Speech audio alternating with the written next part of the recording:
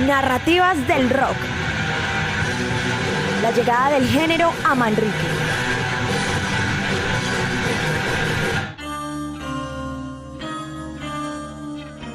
Como un reguero de pólvora, el rock se extendió rápidamente por las empinadas calles de Manrique. El barrio, compuesto por una veintena de sectores, principalmente habitados por familias de clase trabajadora, vio a finales de los 70 cómo su manera de vibrar con la música cambió para siempre. A pulso, en un vecindario que sabía tango y a otros ritmos más, las baterías, las guitarras eléctricas y las voces que querían ser escuchadas de una vez por todas se abrieron paso sin pedir permiso. Atrás quedó el hipismo de los archiveros de los años 70.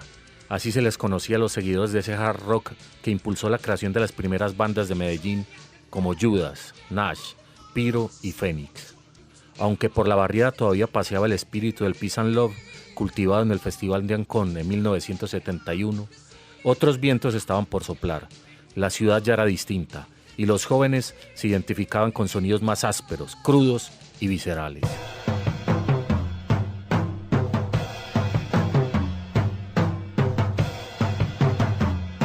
La zona nororiental vivía y latía de manera propia.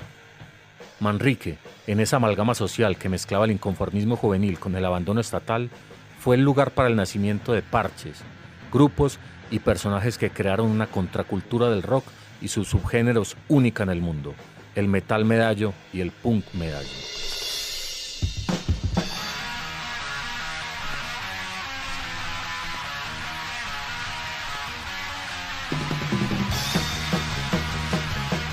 Junto a ustedes, vamos a recorrer buena parte de lo que fue y es esa contracultura nacida en las calles de la barriada.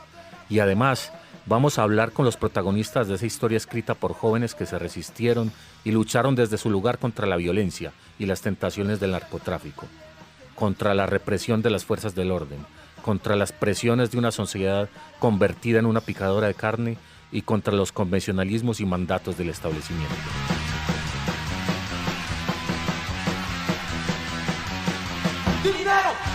Soy Rafael González Toro y esto es Narrativas del Rock, un proyecto de la Casa Cultural de Manrique de la Red Catulo.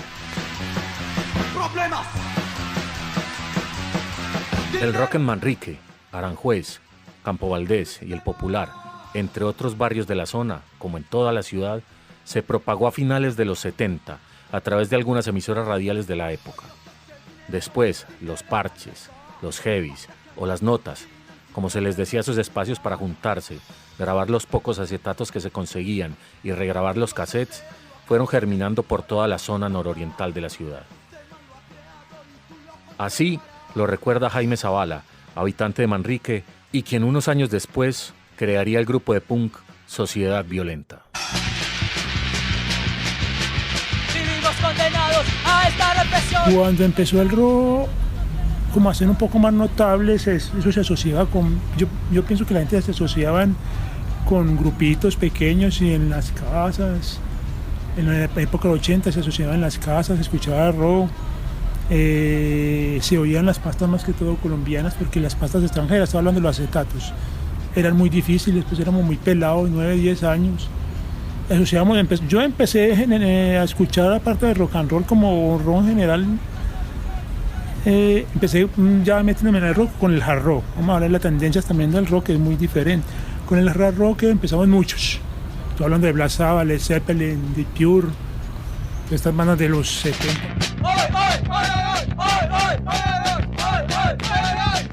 Ya comenzados los 80, la escena rockera de Medellín se hizo más fuerte y más visible. A los almacenes de discos del centro, el Submarino Amarillo y después desde J&B, llegaron discos importados de bandas que para ese momento sonaban fuerte en todo el mundo, como Iron Maiden, Judas Priest y Scorpions en el heavy metal, y los acetatos de Ramones, The Clash, Sex Pistols y Damned. Este fue el motor que necesitaba muchos pelados para empezar a hacer música, y desde ahí también las vertientes empezaron a tomar caminos separados.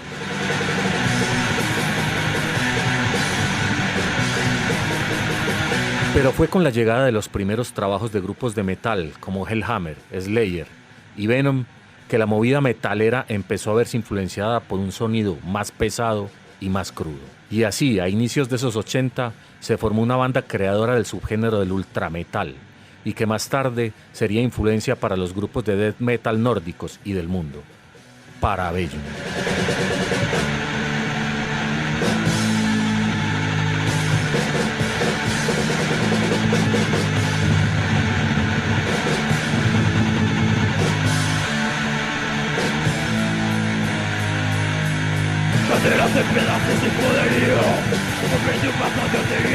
Carlos Mario Pérez, más conocido como La Bruja, guitarrista y fundador del grupo junto con Tomás Cipriano Álvarez, Ramón Restrepo y John Jairo Martínez, recuerda esos días. Por cierto que los conciertos o ensayos que hacíamos eran un poquito descontrolados. Y eran descontrolados supuestamente pues porque caía mucha gente y entonces la gente así se tomaba o trababa o se ponía a charlar. Entonces se perdía un poquito de desorden, a veces la gente se parchaba en la calle y etcétera. Era siempre gallada que no iban en ensayos, pero no pasábamos de ahí. Pero se tocaban, pues nos prestaban locales así de tabernas y eso no nos dejaban. Entonces alguien, yo no sé si averiguó el parquero Manrique que una que allá nos los prestaban, lo más de barato, y entonces organizamos el primer concierto, creo, ya fue donde tocamos la primera vez.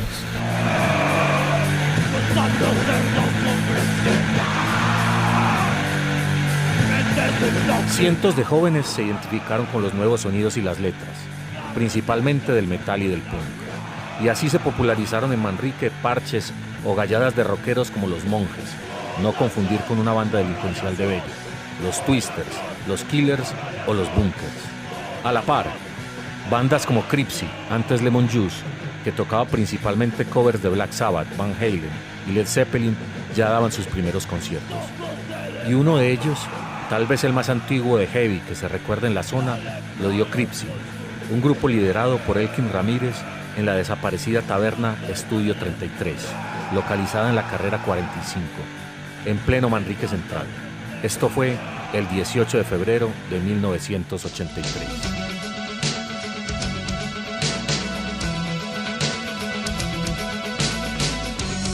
Cripsy tocaría, además, a finales de ese mismo año en la Plaza de Toros La Macarena, junto a Carbure y Fénix. Pero fue un año después, en 1984, cuando Manrique se recibió con honores de territorio rockero en Colombia. Ese año, dos conciertos de dos grupos muy distintos cambiaron para siempre la escena local y nacional. Por un lado, Kraken, que se había creado en junio y tenía otras expectativas con su música, tocó junto con Opus en el desaparecido Teatro Lux de Manrique. Esto fue el 22 de septiembre de 1984, en un recital que congregó unas 1.200 personas en ese local que hoy alberga la Casa de Cultura de Manrique, sobre la carrera 45, a pasos donde hoy queda la estación Gardel del Metroplus. Meses después, Kraken tocó también en la taberna Los Dos Violines de la carrera 45. Así recordó Elkin Ramírez ese histórico concierto del Teatro Lux.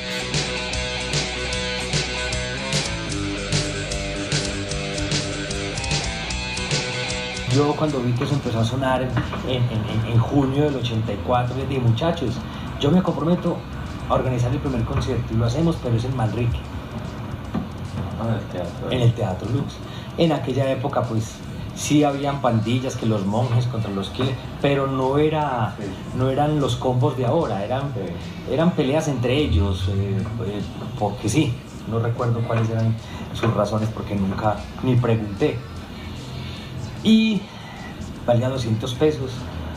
Mi amigo Juan Pablo García me ayudó a conseguir el sonido. Si ahora es difícil, dime hace 30 años cómo era la vaina. Las luces eran hechizas, en tarros de saltina que pintamos de negro y metimos bombillos.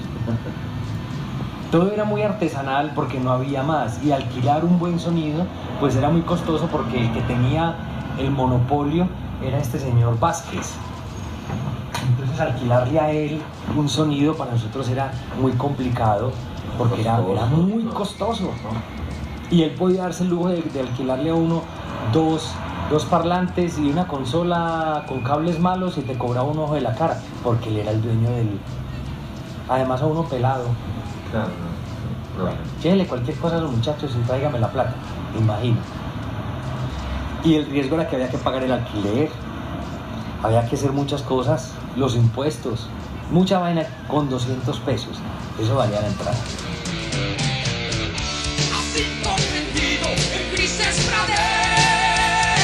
3 meses después, Parabellum, que ya tenía su propio público más underground, alquiló el parqueadero Manrique de la calle 69 entre carreras 45 y 46 para dar su primer toque.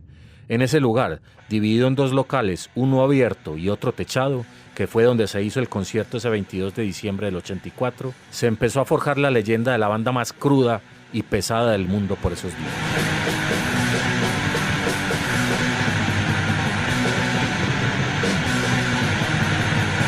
El grupo volvió a tocar en ese lugar 3 años más tarde, antes de su desintegración. Así lo vivió Carlos Mario Pérez, más conocido como La Bruja.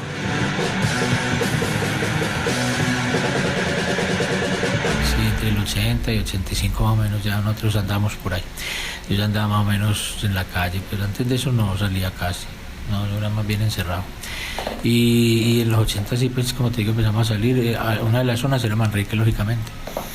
Y por ahí en el 84 pues que empezamos a averiguar locales.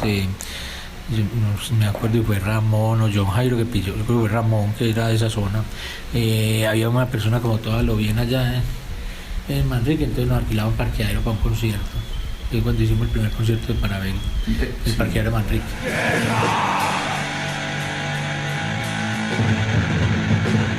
Con una ciudad dividida y ya desangrada por el narcotráfico y su vorágine de muerte y dinero fácil, la brecha entre los rockeros de los barrios populares y de los vecindarios de clase media y alta se acentuó.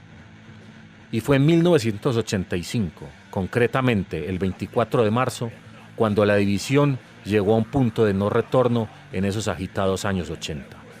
Ese día, la Plaza de Toros La Macarena vivió un episodio que partió la historia del rock de la ciudad en 2, la batalla de las bandas.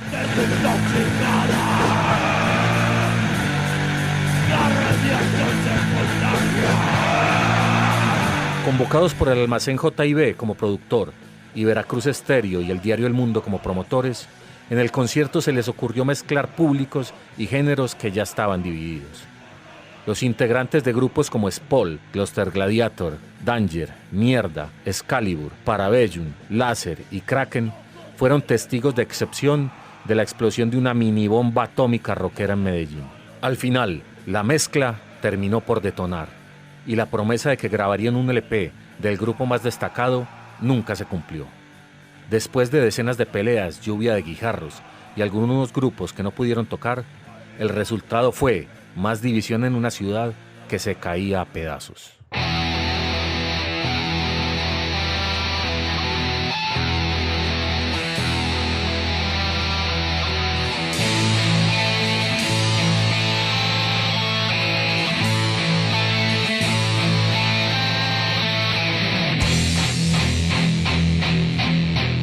Pasado el meridiano de los 80, el movimiento punk fue tomando más fuerza impulsado por letras más acordes a la realidad que vivía la ciudad y el país. Y esa simpleza en los acordes, sumada a las letras que gritaban inconformismo y pedían libertad, hizo que grupos como Sociedad Violenta, Mutantes, Pestes, Pene, entre otros, comenzaran a sonar con demos grabados en ensayaderos, y en el caso de Sociedad Violenta, banda de Manrique, ser la primera de Medellín en grabar, junto con Racis, un EP split de punk. Jaime Zavala, guitarrista y fundador de Sociedad Violenta, recuerda así esos días.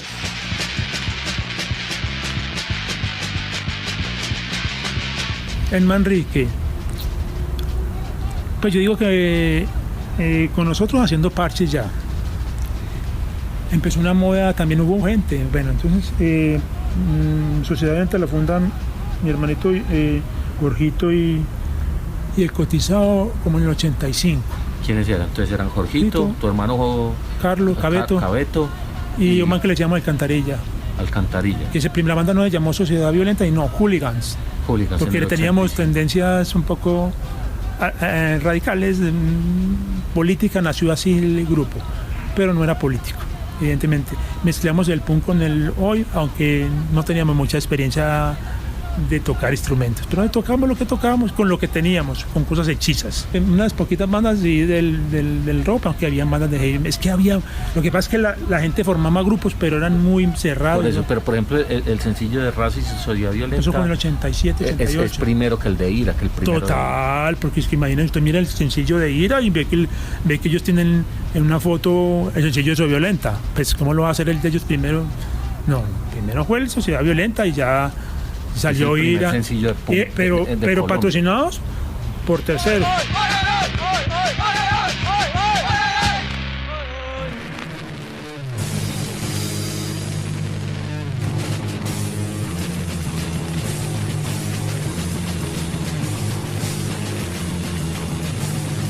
De otro lado, en el caso de los metaleros, un parche se hizo famoso, no solo en la zona nororiental, sino en toda la ciudad, el del Confama de Manrique, o el de Caliche de Manrique.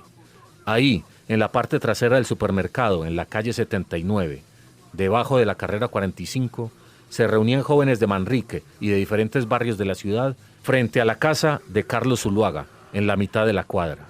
Se juntaban decenas de amantes del metal para grabar los acetatos que le traían a Caliche y a pasar tardes y noches. César Quiseno, habitante de Manrique, guitarrista de la banda de metal de los 80 Maleficio y del grupo de hardcore Restos de Tragedia, describe así la atmósfera de este lugar.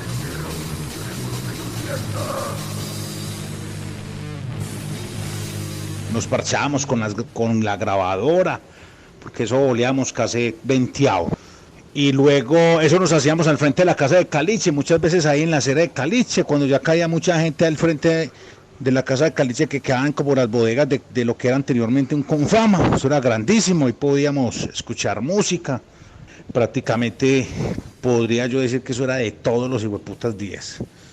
Pero obviamente los viernes, sábado, domingo nos hacíamos con mayor frecuencia. Luego cogíamos para un lugar que ahora es un barrio, lo llaman el barrio chino, que hay en las salidas hacia Aranjuez. Nosotros lo llamábamos el Brocken. Y ese Brocken, que era una manga grandísima que colindaba con Campo Valdés y la salida de Aranjuez. Eso nos hacíamos la gente que llegaba a Aranjuez, la gente que llegaba abajo de Campo Valdés, que eran los Crowley, una gente de Villahermosa que era la gente de Alirio Cuervo, otros de Manrique, las Esmeraldas. Por allá llegó a caer mucha gente, es que mejor dicho eso era como un imán de atracción, la cosa más rara. Por ese parche cayó Ramiro Meneses, La Piedad, la Vicky, Carlos Mario, Cipriano, Olimpo, los Mierda. Estuvo Juan Esteban, que vivía ahí en Aranjuez. Estuvo La Bruja, no, mejor dicho. Casi que un metalero y un hardcoreero tuvo que arrimar a ese parche.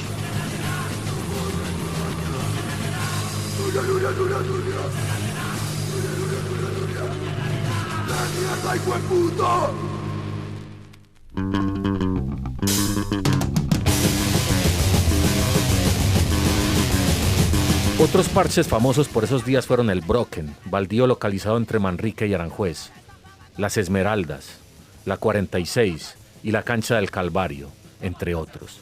De Manrique también surgieron otras bandas de metal muy importantes para la escena, como Blasfemia, que fue un proyecto alterno que emprendió Ramón Restrepo, vocalista de Parabellum.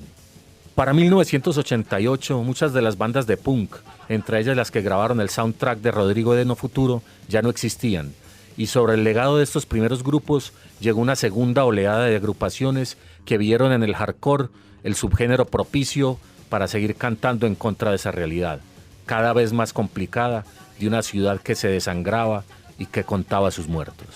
Así, con muchos integrantes que venían del metal, aparecieron grupos como RDT, Crimen Impune, HPHC, Discordia, Desconcierto, Herpes, BSN y Ataque de Sonido.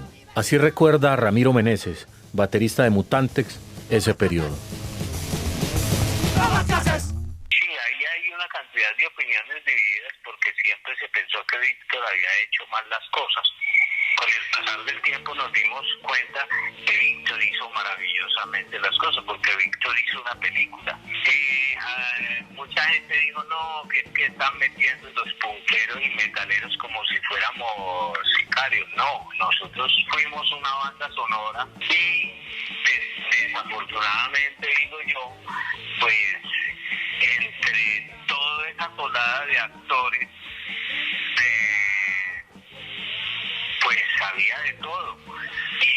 Y también no faltó quien no tuviera la ética del rockero, que era no delinquir, y además de ser rockero, delinquía. Entonces, claro, cuando la gente ve la película y ve gente vestida de punky robándose un carro, pues claro, todo el mundo se siente agredido, porque pues, precisamente una de las cosas que caracteriza a toda esa generación, a todos los que estábamos allí, es que ninguno de nosotros tuvo nada que ver con la parte delincuencial, porque para nosotros la música era única, y además si tú en algún momento pensabas en abrirte y dedicarte a robar, pues obviamente eras desterrado y visto de otra manera dentro del grupo, dentro del parche.